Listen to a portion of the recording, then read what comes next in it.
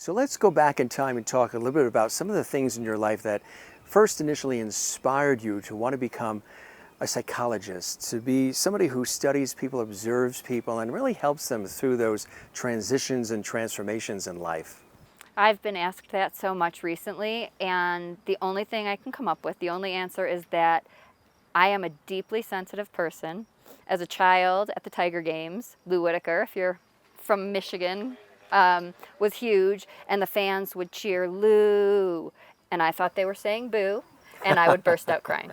Sure, yeah. And I've always been sensitive to when I feel like somebody's a target. I came home from a field trip as a child, traumatized because I saw somebody getting bullied and I hadn't seen that before. And I think I've just always had this inner fight to speak up and stand up for people that might not be able to do it themselves. So then what were some of those first steps that you took in terms of pursuing your education and developing your skill set as a psychologist and with all the other work that you do? My life and my career have intersected always. I obviously went to school, got my degrees, and that's right when I met my husband after I got my master's degree. I was 24 years old, thought I knew everything, ready to embark on my professional journey.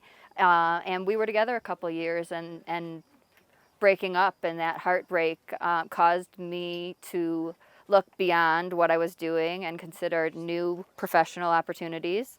And I ended up having a thriving psychology practice in Michigan that never would have happened had we stayed together back then. So we did reconnect later, and we had a fairy tale story. But I think going through something difficult, I look for a way to rise from it. And what helped me was focusing on what I had worked so hard for, and that was to help other people. And I was given an opportunity to create an entire adolescent program throughout Wayne County, Michigan that was highly successful and got me really connected with the schools and the population that I love, which tends to be the people no one else works with. Sure. Let's talk about some of that incredible work working with the adolescents and the youth. What were some of the projects you worked on? Originally, the first one was an intensive program for substance abuse.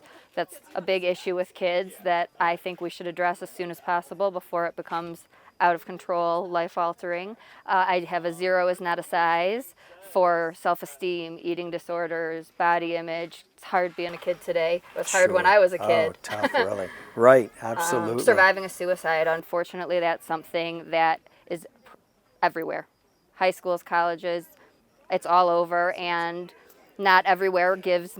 Colorado just granted $7 million to one county for mental health services in the schools, but not all schools have these programs or systems set up to help kids get through real life.